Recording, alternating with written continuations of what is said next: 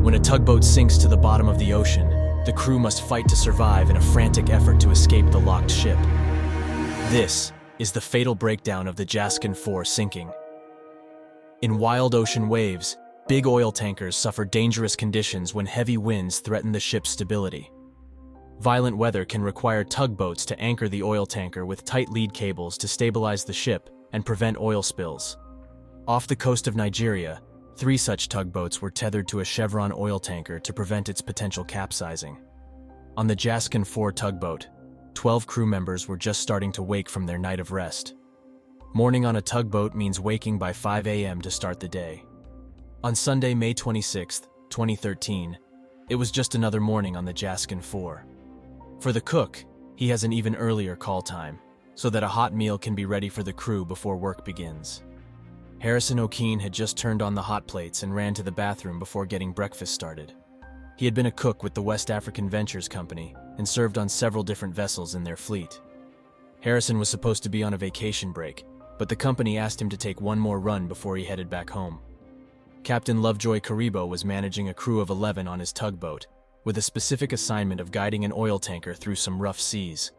The waves had kept the tugboat rolling a bit, but its tether to a huge tanker was stabilizing against the waves. Suddenly, a rogue wave blasted the tugboat and snapped the tether cord. The boat flipped and instantly began filling with water. Harrison never made it out of the bathroom.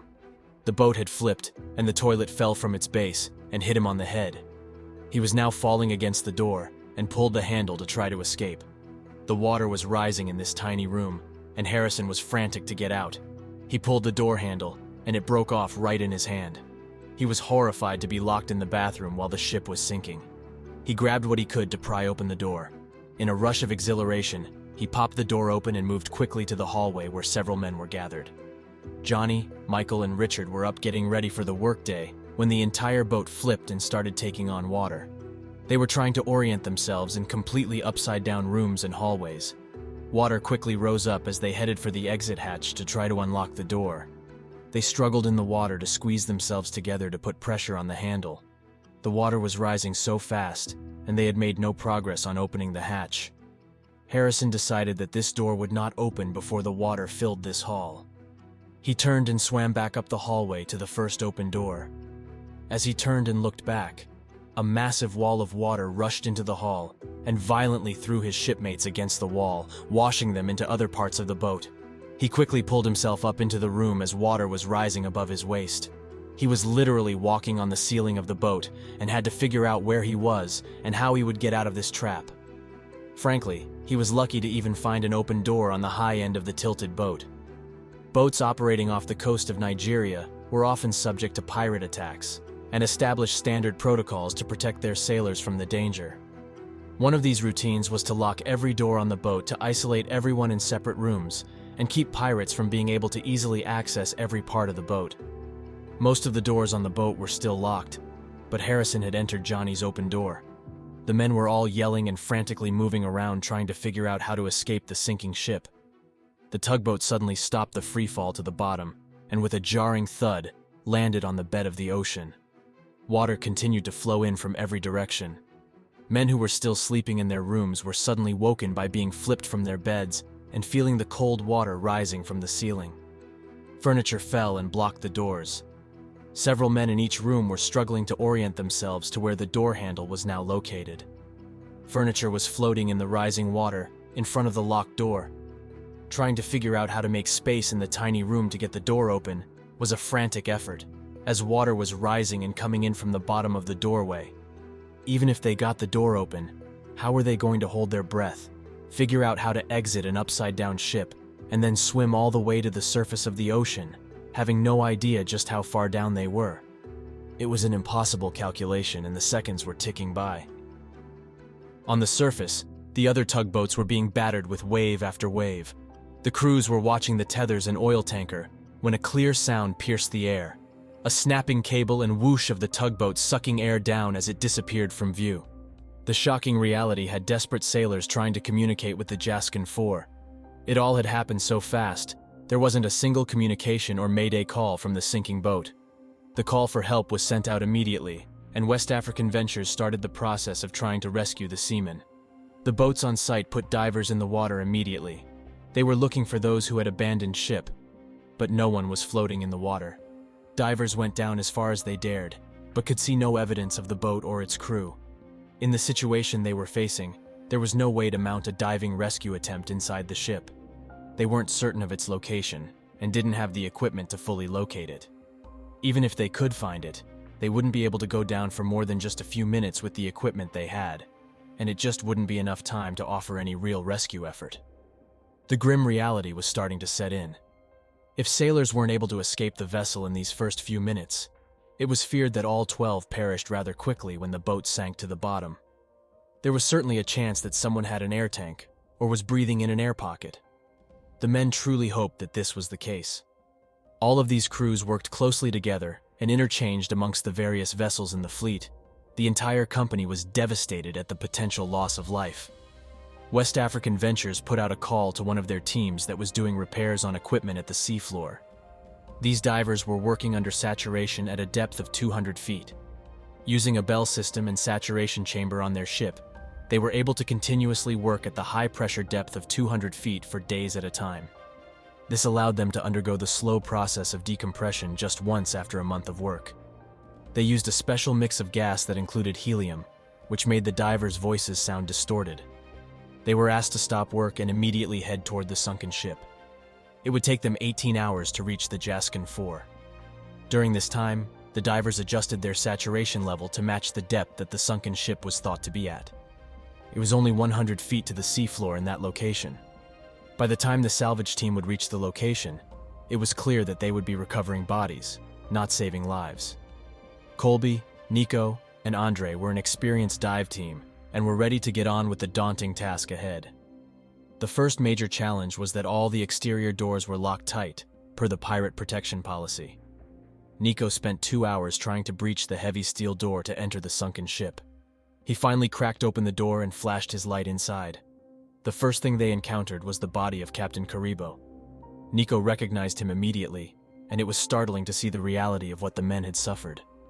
As he moved through that level of the boat, he found the bodies of 3 more crewmen. The heavy nature of this mission was weighing on him as they set out to inspect the next level of the boat. This is where things would get quite a bit more difficult. He would be climbing up the levels in an upside-down tugboat. The hallways and doors would be winding back and forth, risking getting his umbilical lifeline stuck on a corner or wedged in a door. As he swam up the stairway corridor, he saw the pruned white fingers of a hand on another corpse just ahead of him. He reached out to grab it and pull the body towards him. His thick gloves squeezed the hand, and in an absolutely incredible surprise, the hand squeezed back. He was stunned. A crew member was still alive after nearly 3 days. When the wave hit the side of the Jascon-4 tugboat, it was 4:30 in the morning. Harrison had tried to open the exit hatch with his crewmates, but they were not successful. After watching them get washed away in the ship, he was desperate to find a high point where he could get away from the violent water. He pulled himself into an engineer's cabin where there was still some air to breathe. His mind was racing with what he could do to escape. He watched several crew members die right in front of him and could still hear the screams of other men trying to figure a way out. The water in this room was slowly rising, but not rushing like before. He stepped up on top of furniture to elevate his face as high as possible. The sounds of his friends started to fade over the next few minutes. It was clear to Harrison that some of the men had escaped or had died. Either way, they were gone. He was now alone in this small pocket of air. It seemed to stabilize and the water level stopped rising. Knowing that staying here was certain death, Harrison took some deep breaths and dove under the water to swim toward the exit hatch again. He tried with all he had to get it to open, but it was firmly stuck. He could only spend a short time trying before he needed to swim back to his pocket of air. As he swam back, he accidentally passed the door to the room with the air pocket. As soon as he realized that there was no open room down the hall, he frantically felt his way back to the engineer's room. In a desperate gasp for air, he came up in the room just before he was certain he'd drown. The salt water flowed into his mouth and left him choking in the desperation to breathe. The fear of what might have happened if he didn't find the right door sent him into a planning mode of how to solve the problem. Harrison searched his room for supplies. He located a large piece of fabric, which he ripped up and made into a rope. He tied this to the door of his room and held on as he swam back and forth to the exit hatch. This gave him the comfort that he would, at the very least, make it back to his air pocket. He also found 2 life jackets with small flashlights attached. Harrison spent hours traveling back and forth to the exit hatch, trying to open the latch. It was a difficult path, where he encountered the body of one of his friends, but it was the only way. He was exhausted, and finally accepted that this door would not be opened. He searched his room for anything that might help improve his situation. He gathered furniture and ripped wall paneling to make a platform to sit on. He was only in his boxers, and hypothermia would certainly be the most pressing issue if he couldn't get his body out of the water. He found a little bag with a bottle of Coke and a can of sardines. Harrison had no idea how long he had been trapped on this boat. By the end of the first day, the flashlights were out of charge, so he was stuck in the dark. He was sitting on his platform in complete silence. This type of sensory deprivation can be maddening. There were no sounds or taps coming from any other survivors, so he knew he was alone. Now that some hours had passed, the corpses in the water started to smell and attract scavenger fish. He could hear the splashing in spaces outside his room. It was clear that there were groups of fish consuming the flesh of the dead. Harrison spent his time praying and thinking about his family. He just couldn't accept that his life would end like this, and his family would have to go on without him. He desperately tried to think of how he could save himself, but there was no way to exit this boat and survive on his own. He had no light, no supplies, and no information about how to get out of the boat or how far from the surface he really was. His only option was rescue. Being in complete darkness and total silence is a mental challenge that is hard to withstand hour after hour. Knowing that you are also locked in a ship at the bottom of the ocean is mind-numbing. He was in a tiny airspace and had no idea when his air supply would run out. Harrison had already been trapped for nearly 2 days when he heard the first sounds of hope. He faintly heard boats nearby, dropping of buoys, and metal clanks on the hull of the ship. More time passed without any sign of rescue. Did they even know he was alive? He tried to bang on the walls, but none of his signals were picked up by the rescue crew. They were expecting to recover 12 bodies after more than 48 hours at the bottom of the ocean. Harrison could hear the loud banging of the salvage crew, but no one came his way. Even though he remained calm, he was starting to struggle to breathe. The small area where he was sitting had a limited amount of oxygen and was accumulating carbon dioxide. It's a slow process that creeps up on you until breaths become labored and stress starts to become obvious. It had been more than 2 days in this tiny space. Harrison was taking deep breaths, but still felt short of breath. Each moment was a struggle, and he didn't know when he might pass out from the gas imbalance in this room. One time he saw a light in the distance and tried to swim toward it to let them know he was there, but had to turn back. He waited again, hoping that they would come back. After tense hours of waiting, the light came directly toward him. He reached into the water to show himself, and the rescuer grabbed his hand and pulled. Harrison was elated. Someone finally knew that he was alive. The men exchanged surprise and reassurances. Nico was shocked to find a survivor, but was exhilarated at being able to save someone's life. Colby and Nico were discussing what to do now. They were not prepared for a living crew member. They needed to figure out how to get him safely out of this ship and into their diving bell. After some discussion with the medical team on the main ship, they decided that Harrison would have to be brought out with a diving helmet and then kept in the decompression chamber for the next 3 days to acclimate him back to sea level.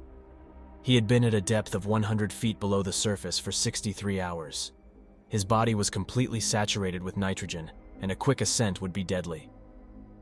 It was later calculated that his 4-foot-high airspace only had enough oxygen to survive for around 60 hours. He would have been dead just an hour or 2 later, and the rescuers would never have known just how close they were. It was a miracle rescue for Harrison, but a devastating realization that the rest of the entire crew had perished. He was hoping that some of them had escaped the initial sinking. I know these are guys that have worked in the company for 17 years. They have dreams, they have families. I know one that has 9 children. He was crying to have a boy. He has 9 girls, and the wife gave birth to a boy. But he never got home to see the wife. He died, he never even see the son. There's another one that has a wife, and he has been in a marriage for 25 years, adopted a girl. The wife just gave birth to twins, and he's planning to go on time off with me to see the wife. He never saw the wife. Harrison was grateful to be alive, but suffered PTSD, survivor's guilt, and anxiety for years to come. It would be easy to think that Harrison would never go near the ocean again, but he came to a different conclusion. After several years dealing with this trauma, he decided to become a certified diver and embrace his fear of the ocean. He was inspired by his rescuers and is now a commercial diver in Nigeria.